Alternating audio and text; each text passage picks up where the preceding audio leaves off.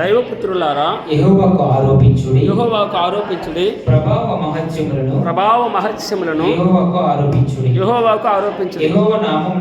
యెహోవా నామమునకు చెందవలసిన ప్రభావమును ఆయనకు ఆరోపించుడి.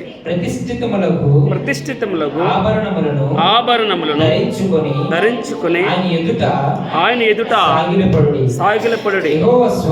యెహోవా స్వరము జనముల మీద వినబడుచున్నది. మహిమగల దేవుడు ఉరుము వలె గర్జించుచున్నాడు. మహాజలముల మీద యెహోవా సంచరించుచున్నాడు. యెహోవా స్వరము బలమైనది. యెహోవా స్వరము ప్రభావము గలది. యెహోవా స్వరము దేవదారు వృక్షములను విరుచును. యెహోవా లెబానోను దేవదారు వృక్షములను ముక్కలుగా విరచును. దూడవలే అది గంతులు వేయినట్లు ఆయన చేయును. లెబానోను సిరియోనును గురుపోతు పిల్లల వలె గంతులు వేయినట్లు ఆయన చేయును. యెహోవా స్వరము అగ్ని జ్వాలలను ప్రజ్వలింపజేయుచున్నది.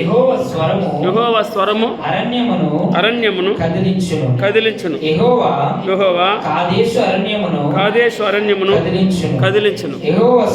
యెహోవా స్వరము లేళ్లను ఈనజేయును. అది ఆకులు రాల్చును.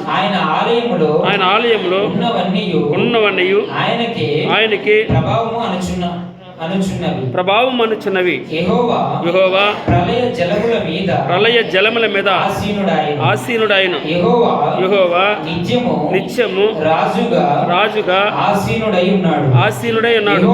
యెహోవా తన ప్రజలకు బలము అనుగ్రహించును.